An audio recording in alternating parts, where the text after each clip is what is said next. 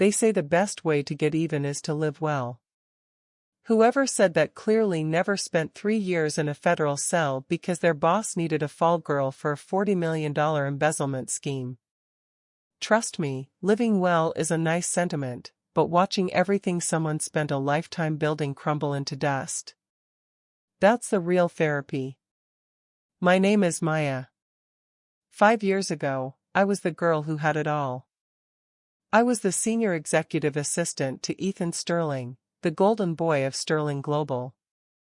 If you haven't heard the name, just look at the skyline of any major American city. The Sterlings own the steel, the glass, and probably the ground you're standing on. I wasn't just his assistant, I was his ghost. I knew his coffee order, his dry cleaning schedule, his mistress's birthdays, and, more importantly, I knew where every single cent of the Sterling fortune was hidden. Ethan was the kind of guy who thought he was untouchable because his daddy was a senator and his grandfather was a billionaire. He had that Ivy League smirk, the kind that told you he'd never had a bad day in his life. And for a long time, I was the one making sure he stayed that way. I worked 80-hour weeks, skipped my sister's wedding, and missed my mother's final breaths in a hospital bed because Ethan needed me for a merger in London. I thought I was part of the inner circle. I thought I was family. Then came the morning of October 14th.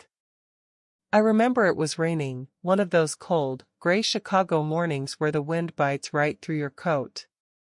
I walked into the office with 2 triple-shot espressos, ready to prep Ethan for the board meeting. Instead, I found 6 agents from the FBI and a team of forensic accountants waiting in my cubicle. Ethan didn't even look at me. He sat in his glass-walled office, sipping his coffee, looking out at the Lake Michigan fog while they handcuffed me in front of the entire staff. They found the offshore accounts in my name. They found the forged signatures, my handwriting, perfectly executed, authorizing the transfers. They found the luxury lifestyle I'd supposedly been funding, even though my bank account was actually bone dry. The Sterlings didn't just throw me under the bus, they drove it over me, backed up, and did it again for good measure. My lawyer, a guy Ethan probably paid under the table to tank my defense, told me to take the plea deal. He said if I fought it, I'd be looking at 20 years. If I took the fall, I'd be out in 3. So, I took the 3 years. I sat in that cell every single night, staring at the gray concrete walls, and I didn't cry. I didn't pray. I planned. I went over every file, every password, and every secret I'd ever memorized during my time at Sterling Global. Ethan thought I was just a girl from a community college in Ohio who was happy to have a seat at the table. He forgot that the person who sets the table knows exactly where the sharp knives are kept. I got out 6 months ago. The world had moved on, but I hadn't. Ethan was now the CEO. He'd married a socialite named Claire, a woman whose biggest contribution to society was choosing the color of napkins for charity galas. They were the power couple of Chicago. They had a penthouse in the Gold Coast and a sprawling estate in the Hamptons. Meanwhile, I was staying in a halfway house with a roommate who stole my socks and a parole officer who looked at me like I was gum on the bottom of his shoe. But Ethan made one mistake. He assumed I was broken. He assumed that after 3 years of being a number in the system, I'd just fade away into the suburbs and spend the rest of my life working at a dry cleaner's. He didn't realize that I still had the keys to the kingdom. Step 1 was the identity. You can't take down a billionaire as a convicted felon. I needed a new face, a new name, and a story that didn't involve a prison jumpsuit. Luckily, before I was arrested, I'd done a few favors for people in the tech world who didn't want their digital footprints tracked. It was time to call in those markers. Within a month, Maya the felon was gone. I became Elena Vance, a high-end wealth management consultant with a degree from a prestigious European university and a resume that looked like it was written by a god. I used the small stash of cash I'd hidden in a physical safe deposit box, money Ethan didn't know about, to fix my teeth, change my hair, and buy a wardrobe that screamed old money. The thing about people like the Sterlings is that they are incredibly predictable. They hang out at the same clubs, eat at the same five-star restaurants, and trust anyone who looks like they belong. I started by infiltrating their social circle. I didn't go for Ethan first. That would be too obvious. No, I went for the weak link. Claire. Claire Sterling was beautiful, bored, and desperately insecure. She wanted to be seen as more than just a trophy wife. She wanted to be a philanthropist powerhouse. I made sure we accidentally met at a high-end yoga studio in Lincoln Park. I positioned myself as the mysterious, sophisticated woman who had just moved from Zurich and was looking to get involved in the local charity scene. It took exactly 3 weeks for her to invite me to brunch. "Oh, Elena," she gushed, sipping a mimosa that cost more than my monthly rent at the halfway house. "You have such an eye for detail. I'm struggling so much with the Autumn Gala. Ethan is so busy with the new acquisition, and I feel like I'm doing this all on my own." I smiled, the kind of practiced, sympathetic smile I'd seen Ethan use 1,000 times.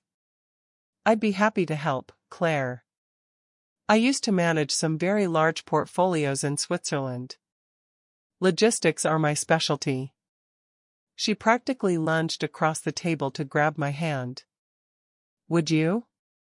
I could introduce you to the board. Ethan would love to meet you." "Oh, I bet he would." The first time I saw Ethan again, it was at a private cocktail party at their penthouse. My heart was thumping so hard I thought it might burst through my ribs, but I kept my face as cool as ice. I'd spent months practicing my new accent, a subtle blend of Mid-Atlantic and European that masked my Ohio roots. When Claire led me over to him, he was holding a crystal glass of scotch, surrounded by a group of sycophants laughing at his jokes. He looked exactly the same. Same expensive suit, same arrogant tilt of the head. "Ethan, darling," Claire said, pulling on his arm. "This is the woman I told you about. Elena Vance. She's been a lifesaver with the gala planning."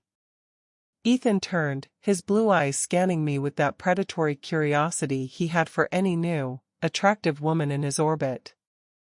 He looked at me for a long beat. For a second, I thought he saw through it. I thought he saw the girl he'd sent to prison. But then, he smiled.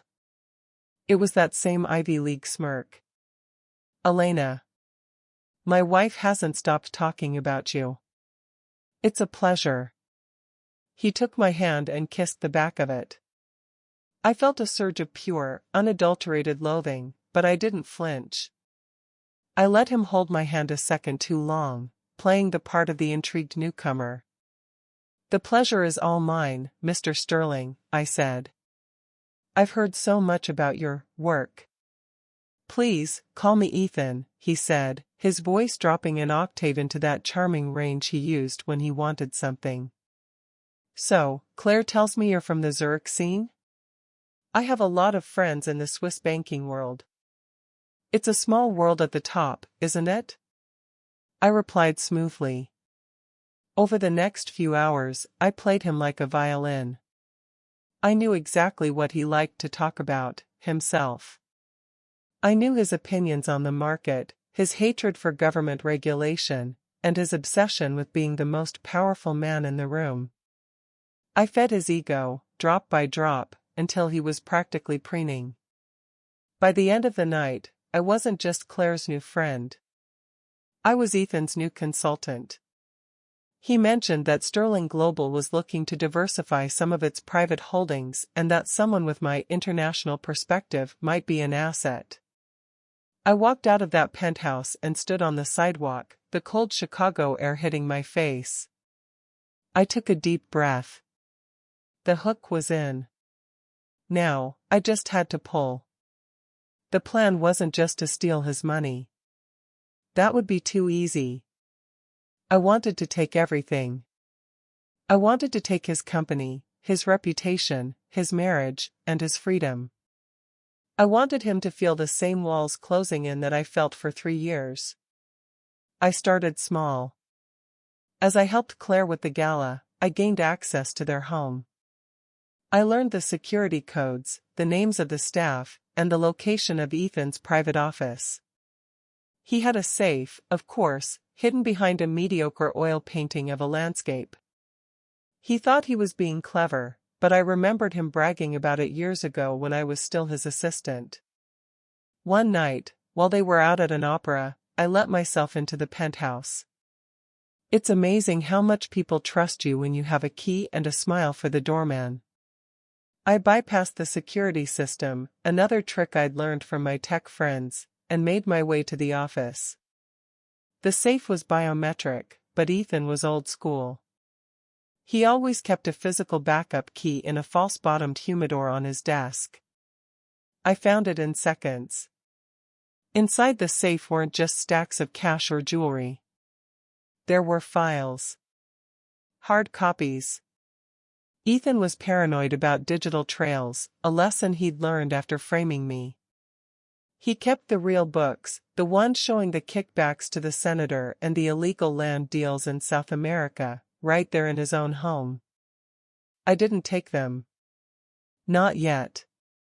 I just photographed every single page with a high-res micro camera. But as I was finishing up, I heard the elevator chime. They were home early. My blood turned to ice. I could hear Claire's high-pitched laughter echoing in the marble foyer. Ethan, stop. You're going to spill the champagne. I had seconds. I shoved the files back into the safe, locked it, and moved the painting back into place. There was no way out of the office except through the foyer where they were standing. I looked around the room, my mind racing. The office had a balcony, but it was 40 stories up. I couldn't jump. I looked at the heavy velvet curtains. No, too cliché. Then I saw the door to the small and sub bathroom. I ducked inside just as the office door swung open. I'm telling you, Claire, the merger is going through on Friday. Ethan's voice was loud, slightly slurred from the alcohol.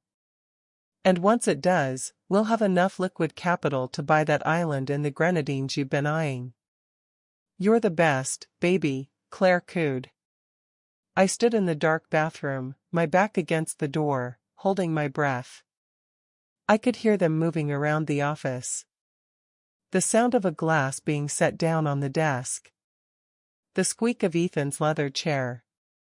Wait, Ethan said. His voice suddenly sounded sharper, more alert. What is it? Claire asked. The humidor. It's moved. My heart stopped.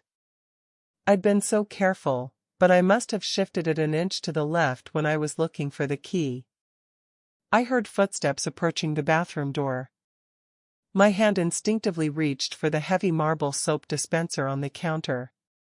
If he opened the door, I'd have to knock him out. But then what? My entire plan would be over before it even started.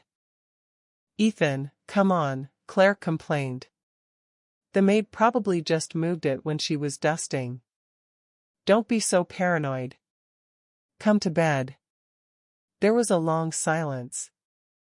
I could practically feel Ethan standing on the other side of the wood, his eyes narrowed, his mind working.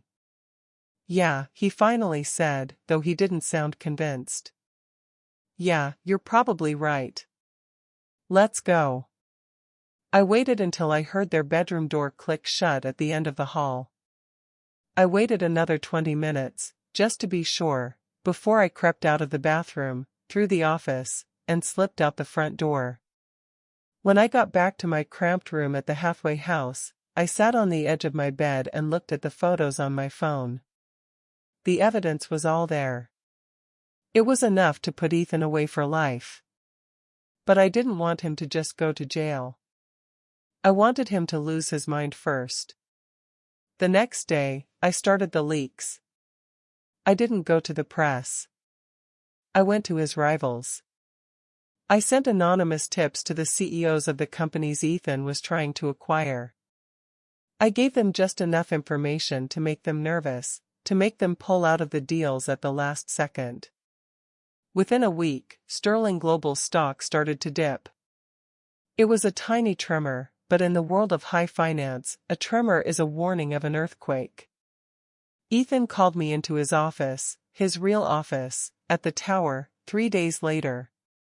He looked stressed. There were dark circles under his eyes, and his usual perfectly coiffed hair was slightly disheveled. "Elena, thanks for coming in," he said, not even looking up from his computer. "I need your help. We're having some stability issues. Some rumors are flying around the street, and I need to know where they're coming from." "Rumors?" I asked, tilting my head innocently. "About what?" "About the South American holdings," he snapped, then immediately softened his tone. "Sorry. I'm just under a lot of pressure. Someone is leaking internal memos. Private stuff. I thought maybe it was one of the board members, but the details are too specific." "Well," I said, sitting down across from him and crossing my legs. "In my experience, leaks usually come from the people closest to you. Someone who feels undervalued. Someone who knows where the bodies are buried." Ethan paused. He looked at me, and for a split second, I saw a flash of recognition in his eyes. Not of who I was, but of the truth in my words. "You're right," he whispered. "It's someone inside." "I can help you find them, Ethan," I said, leaning forward. "I have a friend in cybersecurity. He can track the source of the emails, even if they're encrypted. But I'd need full access to your internal server." He didn't even hesitate. He was so desperate to find the traitor that he handed me the keys to his digital empire. He wrote down his administrative password on a sticky note and pushed it across the desk. "Do it," he said. "Find whoever is doing this and bring me their head on a platter." I took the note and tucked it into my purse. "Don't worry, Ethan. You'll have exactly what's coming to you." As I walked out of the Sterling Tower, I felt a cold, sharp sense of triumph. I now had his physical files and his digital passwords. I had his wife's trust and his own desperation. But the best part was yet to come. You see, the $40 million I was accused of stealing?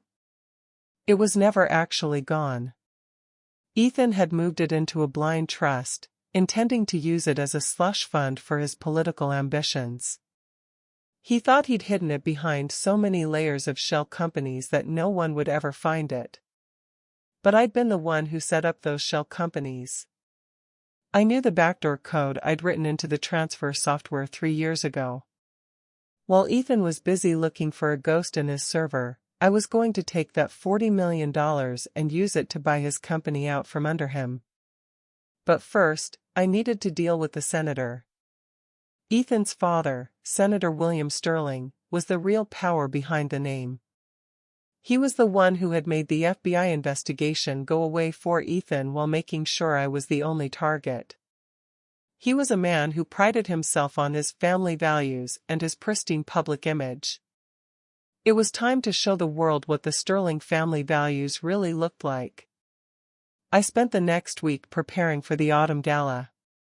It was the biggest event of the season, attended by the elite of Chicago and the national press. It was the perfect stage for a final act.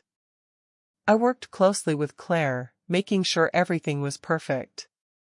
I suggested we use a large digital screen for the keynote presentation, something modern and high-tech to show off the Sterling global vision. "Oh, Elena, that's brilliant," Claire chirped. "We can show a montage of our charity work and then Ethan can give his speech about the future of the company." "Exactly," I said. "A night no one will ever forget." On the night of the gala, the grand ballroom of the Blackstone Hotel was a sea of black ties and silk gowns. The air smelled of expensive perfume and desperation. I stood in the back, wearing a floor-length emerald green dress that made me look like a queen. I watched Ethan and Claire work the room. They looked like royalty. Senator Sterling was there, too, holding court in the center of the room, shaking hands and kissing babies like the pro he was. Ethan looked over at me and winked. He thought he was winning. He thought the leaks had stopped because I'd secured his server. What he didn't know was that I'd spent the last 48 hours setting a digital time bomb.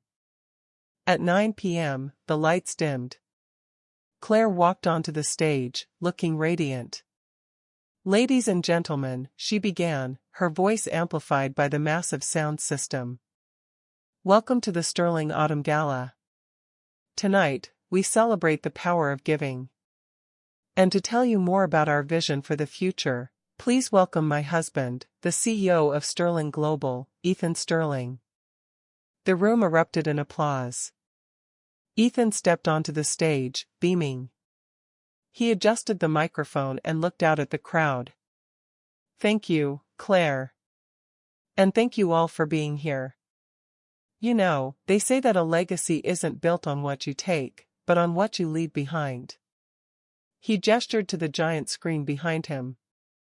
"If you'll look at the screen, you'll see the impact we've made this year." The screen flickered to life. But it wasn't a montage of charity work. It was a video. A video of Ethan, 3 years ago, sitting in his office. It was from a hidden camera I'd installed in a smoke detector the week before I was arrested, a little insurance policy I'd never had the chance to use. In the video, Ethan was talking to his father. "We have to pin it on her, Dad," Ethan's voice rang out through the ballroom, clear as a bell. "Maya is the only one with the access. If we don't give the feds a body, they're going to keep digging into the senator's campaign funds. She's just a girl from Ohio. No one will care." The senator's voice followed. "Make it clean, Ethan. Make sure the evidence is ironclad. We can't have this blowing back on the family." The room went dead silent. You could have heard a pin drop on the thick carpet. Ethan froze.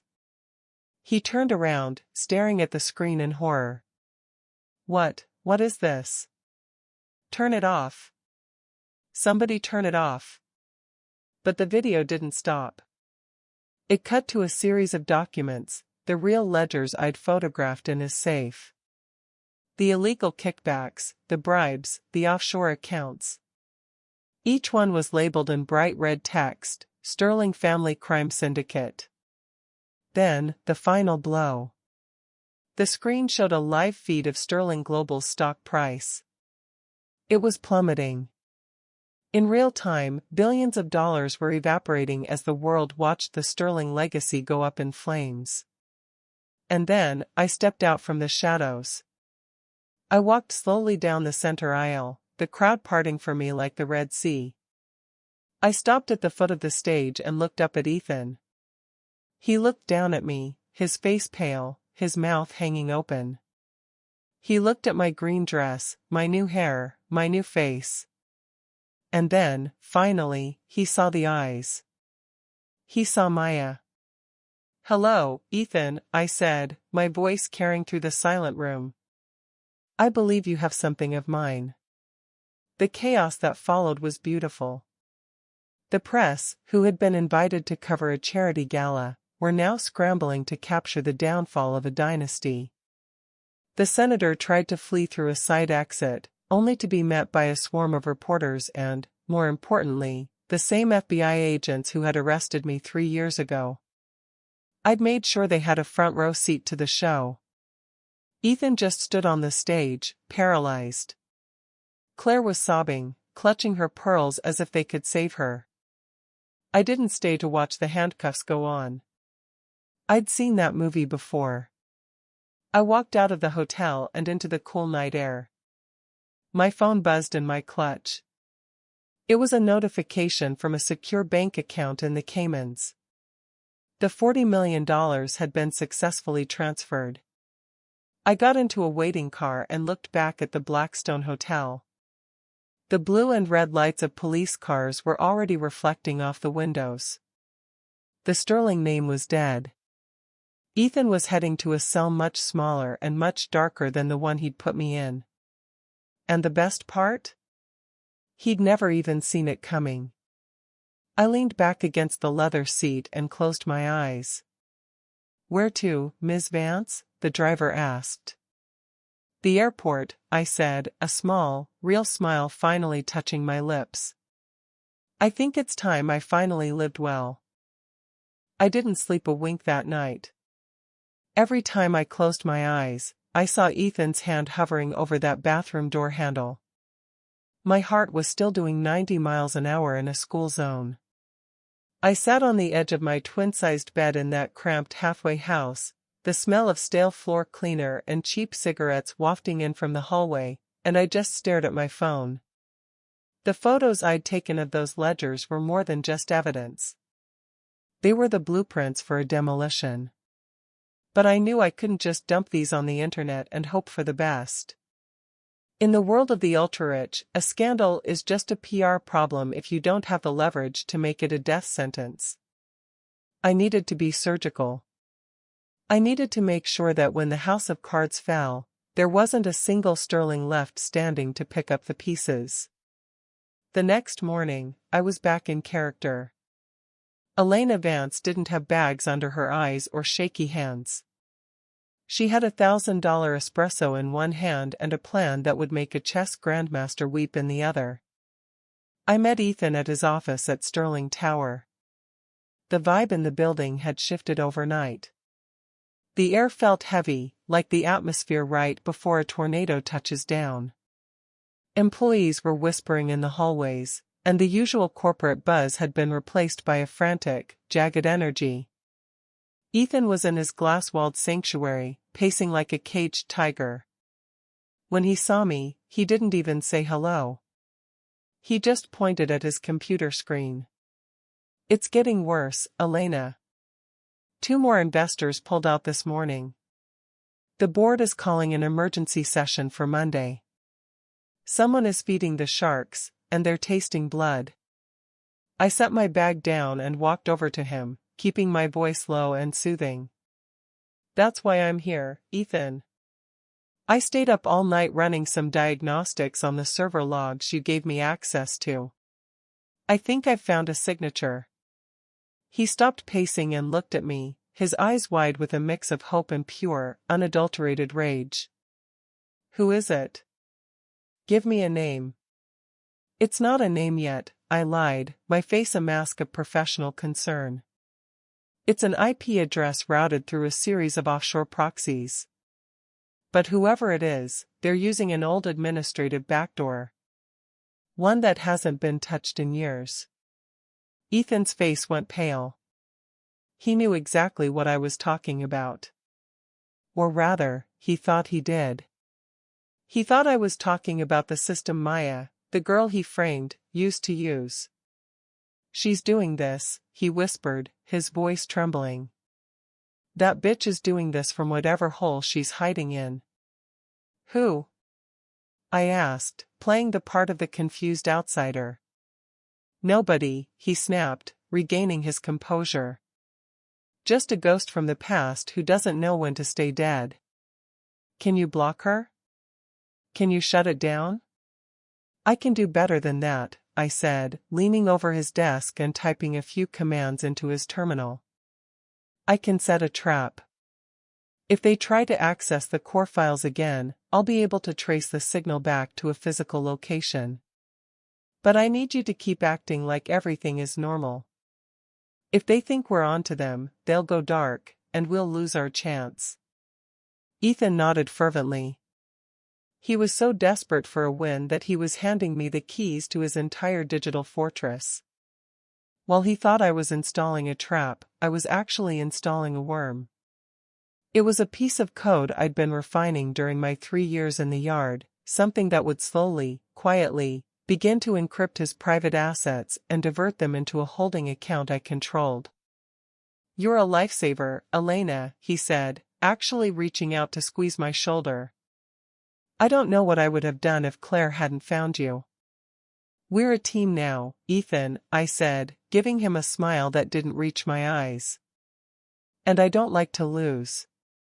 The rest of the week was a blur of high-stakes manipulation. I spent my mornings at Sterling Global, securing their systems while actually planting the charges for their eventual destruction. My afternoons were spent with Claire, who was becoming increasingly unhinged as the gala approached. "The florist says the orchids won't be in until Saturday, Elena." "Saturday?" Claire wailed, throwing her phone onto the plush velvet sofa of her Gold Coast penthouse. "The whole theme is winter orchid. If we have to use lilies, I'll be the laughingstock of the junior league." I walked over and poured her a glass of Sancerre. "Don't worry, Claire. I've already called a contact in Amsterdam. We're having them flown in on a private charter. They'll be here by Friday morning." She looked at me like I was a saint. "What would I do without you?" Honestly, Ethan is so stressed, and my father-in-law is being, well, he's being the senator. I pricked up my ears. "The senator is worried about the gala?" "He's worried about everything," Claire sighed, taking a long sip of her wine. "He's coming in for the event, you know. He wants to make a big announcement. Something about securing the family legacy. He's been in meetings with Ethan's legal team all day." This was the opening I needed. Senator William Sterling was the head of the snake. Ethan was just the flashy, arrogant tail. If I wanted to finish this, I had to get to the senator's private files. "It sounds like a lot of pressure," I said sympathetically. "Perhaps I should look over his presentation materials? Make sure the digital transition is seamless for his big moment?" "Oh, would you?" "He's so old school, he probably still thinks a PowerPoint is high technology." "He's staying at the Drake. I'll tell him you're coming by to tech-proof his speech." Jackpot. Meeting Senator Sterling was like stepping into a freezer. He was a man made of sharp angles and cold stares, the kind of politician who could ruin your life with a phone call and then go out for a steak dinner without a second thought. He was sitting in a corner suite at the Drake, surrounded by thick stacks of paper and 3 different laptops. "So, you're the girl Claire is so impressed with," he said, not looking up as I entered. "Elena, is it?" "Elena Vance, Senator." "It's an honor." He finally looked at me, and for a second, I felt that same chill I'd felt when Ethan looked at me. These men weren't just powerful, they were predatory. They saw people as assets or liabilities. Nothing else. "My son says you're a wizard with a computer," the senator said, leaning back in his chair. "He says you're helping him with a security issue." "I'm doing my best, sir. The digital world can be very treacherous for a company of your size." "It's only treacherous if you're sloppy," he grunted. "My son is many things, but he can be sloppy. He likes the spotlight too much. He forgets that the real work happens in the shadows." He gestured to one of the laptops. "I have a speech on there. And some internal memos regarding the new legislation I'm sponsoring. I need them formatted for the big screen at the gala. Can you handle that without leaking my private business to the press?" "Your secrets are safe with me, Senator," I said, and I meant it. They were safe with me until the exact moment I decided to burn them. As I worked on his laptop, I felt him watching me. He was a suspicious old man, but his arrogance was his blind spot. He couldn't imagine that a consultant hired by his daughter-in-law could be anything other than a social climber looking for a paycheck. While I formatted his speech, I ran a background sweep on his hard drive. It took less than 10 minutes to find the folder labeled Project Bluebird. I didn't have time to open it there, so I mirrored the entire drive to a cloud server I'd set up. "All done, Senator," I said, closing the laptop. "The presentation is loaded and encrypted. It'll play perfectly on the big night." "Good," he said, dismissing me with a wave of his hand. "Don't be late to the gala. Appearances matter." I walked out of the Drake and headed straight to a 24-hour diner in a part of town where no one wears a suit. I ordered a black coffee, opened my laptop, and took a deep breath. It was time to see what Project Bluebird was. My blood ran cold as I scrolled through the files. It wasn't just about the embezzlement I'd been framed for. It was much, much bigger. Project Bluebird was a massive land grab scheme involving government contracts, environmental cover-ups, and the systematic displacement of thousands of low-income families in the suburbs of Chicago. The Sterlings hadn't just stolen $40 million, they were in the middle of a billion-dollar heist, and they were using the senator's political influence to pave the way. And there, in a subfolder titled Contingency, was my name. Well, my old name. Maya. There were emails between the senator and a high-ranking official at the FBI. They'd discussed the necessity of a scapegoat to protect the Bluebird project from federal scrutiny. They'd chosen me because I had no family, no high-priced lawyers, and just enough access to make the charges stick. I sat there in that greasy spoon diner, the neon sign buzzing overhead, and I felt a strange sense of calm. For 3 years, I'd blamed myself for being naive. I'd blamed myself for trusting Ethan. But seeing it there, in black and white, the cold, calculated way they'd dismantled my life, it changed something inside me. The last lingering bit of the girl who wanted to be part of the family died right then and there. I wasn't just going to take their money. I was going to erase them. The 48 hours leading up to the gala were a masterpiece of digital warfare. Using the administrative access Ethan had so graciously given me, I began the final phase of the transfer. The $40 million, the stolen money that was sitting in their secret trust, was moving. I didn't send it to my own account. That would be too easy to track. Instead, I moved it through a series of automated trades, buying up short positions on Sterling Global stock.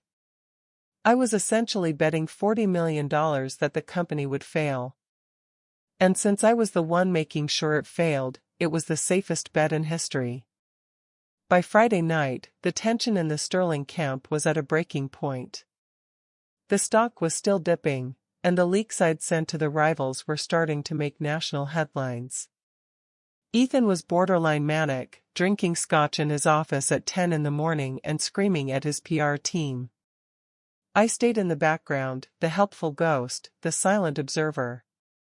I was the one who suggested the live transparency segment for the gala, a chance for Ethan to show the world the company's real books and silence the rumors once and for all. "It's a bold move, Ethan," I'd told him. "It shows you have nothing to hide. It'll restore investor confidence instantly." "You're right," he'd said, his eyes bloodshot and desperate. "We'll show them. We'll show all of them." The night of the gala finally arrived. The Blackstone Hotel was draped in white silk and filled with the scent of those private charter orchids. It was a sea of the most powerful people in the country, CEOs, politicians, celebrities, all there to kiss the rings of the Sterling family. I arrived early, looking every bit the high-end consultant in my emerald green gown. I went straight to the tech booth behind the stage. The technician, a young guy who looked like he'd rather be anywhere else, was easily distracted. "Hey, I've got the senator's updated files," I said, flashing my most charming smile. "And Ethan's transparency slides. I can handle the upload if you want to go grab a coffee before the rush starts." "Seriously? You're a lifesaver," he said, practically tripping over himself to get out of there. I had 5 minutes. That was all I needed. I plugged in my drive and began the final upload. But I didn't just upload the presentation. I uploaded the Project Bluebird files. I uploaded the video from the hidden camera in Ethan's office. I uploaded the recorded phone calls between the senator and the FBI. And then, I did the one thing they never expected. I sent an email. Not to a rival, and not to a blog. I sent it to the one person who could actually finish the job. A federal prosecutor in the Eastern District who had been trying to take down the Sterlings for a decade but never had the smoking gun. I gave him the gun, the bullets, and the fingerprints. As I finished, I felt a presence behind me. I turned around, my heart hammering against my ribs. It was Ethan. He wasn't wearing his usual confident smirk. He looked older, tired, and deeply suspicious. He was holding a glass of scotch, and he was looking at the laptop screen. "What are you doing back here, Elena?" he asked, his voice low and dangerous. "Just making sure everything is perfect for your big moment, Ethan," I said, my voice steady despite the adrenaline coursing through my veins. He walked closer, his eyes narrowing. "You've been very helpful this week. Almost too helpful. My father says you're too good to be true. And my father is rarely wrong about people." I stepped away from the laptop, putting on a confused expression. "I'm just doing the job you hired me for, Ethan. If you're unhappy with my work—" "I'm not unhappy," he interrupted, stepping into my personal space. The smell of scotch was overwhelming. "I'm just wondering. Why would a woman with your credentials, your background, want to spend her time helping a family like mine? You could work anywhere in the world. Why Chicago? Why now?" "I like a challenge," I said. "And the Sterlings are certainly a challenge." He reached out and grabbed my chin, forcing me to look him in the eye. For a split second, I thought he knew. I thought he was going to call the security guards and have me dragged out right then and there. "You're a beautiful woman, Elena," he whispered. "But you're also a very smart one. Don't make the mistake of thinking you're smarter than me." "I would never dream of it," I said, my voice dripping with fake sincerity. He let go of my chin and took a long sip of his drink. "Good. Because after tonight, everything changes. The Sterlings are going to be more powerful than ever. And I reward loyalty. Remember that." He turned and walked away, his cape-like tuxedo jacket billowing behind him. I stood there for a moment, shaking, my breath coming in short, sharp gasps. He was right about one thing. After tonight, everything was going to change. I walked out of the tech booth and into the ballroom. The lights were beginning to dim, and the orchestra was playing a soft, swelling melody. I saw Claire on the stage, adjusting the microphone, looking like a porcelain doll about to shatter. I saw the senator in the front row, his face a mask of iron-willed ambition. The room was packed. Thousands of people, all waiting to see the future of Sterling Global. I found a spot in the very back, near the exit. I checked my phone. The stock price was already starting to wobble as the first flickers of my digital worm began to eat away at the company's valuation. "Ladies and gentlemen," Claire's voice echoed through the room. "Please welcome my husband, Ethan Sterling." The applause was deafening. Ethan stepped onto the stage, the light catching the gold of his watch and the arrogance of his smile. He looked like the king of the world. He started his speech. The usual corporate drivel about legacy and integrity. I watched him, and I felt a cold, sharp sense of justice. He had no idea that he was standing on a trapdoor. He had no idea that the woman he'd just threatened was the one holding the lever. "And now," Ethan said, gesturing to the massive screen behind him, "I want to show you the truth. I want to show you the heart of Sterling Global. He clicked the remote in his hand. The screen didn't show the charity montage. It didn't show the transparency slides. It showed a document. A document with the official seal of the United States Senate and the letterhead of Sterling Global. The title, in giant, bold letters, read, Project Bluebird, Strategic Displacement and Asset Liquidation. The room went silent. Not a polite silence, but a heavy, confused silence. People leaned forward, squinting at the screen. Ethan froze. He clicked the remote again, frantically. That's not it. Technical difficulties. One moment. But the screen changed again. This time, it was a video. It was the senator, his voice booming through the ballroom speakers. We need a fall girl, Ethan. Someone we can bury. If the FBI gets their hands on the Bluebird files, we're all going to prison. Find someone expendable. The camera panned to Ethan. I've already got her, Dad. Her name is Maya. She's perfect. She trusts me implicitly. She'll never see it coming. The collective gasp from the crowd was like a physical wave. I saw the senator stand up, his face turning a deep, mottled purple. I saw Claire drop her glass of champagne, the crystal shattering on the stage. And then, the real show began. The screen started scrolling through the bank records. The offshore accounts. The bribes. The names of every politician and official the Sterlings had ever bought. It was a digital execution, broadcast live to the most powerful people in the city. Ethan was screaming now, running toward the tech booth, but the doors were locked. I'd seen to that. I looked at the screen one last time. My work was done.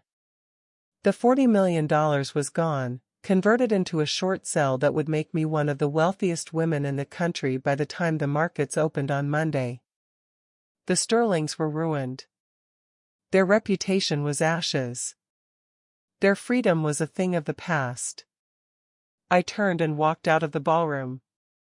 As I stepped onto the sidewalk, the first of the police sirens began to wail in the distance. The cold Chicago wind hit my face, but for the first time in 3 years, I didn't feel the chill. I walked toward the waiting black car I'd hired. As I got in, I looked at my reflection in the window. I didn't see Elena Vance. And I didn't see the broken girl named Maya who had gone to prison. I saw a survivor. Where to, ma'am? The driver asked. The airport, I said, leaning back into the leather seat. I have a plane to catch. As the car pulled away, I looked back at the Blackstone Hotel. The lights were flickering, the chaos was spilling out onto the street, and the Sterling legacy was finally, beautifully, over. I had my revenge. And now, I was going to have my life. If you stayed until the end, you already understand this wasn't just a story, it was a warning. Subscribe for more stories where the truth always comes out, eventually.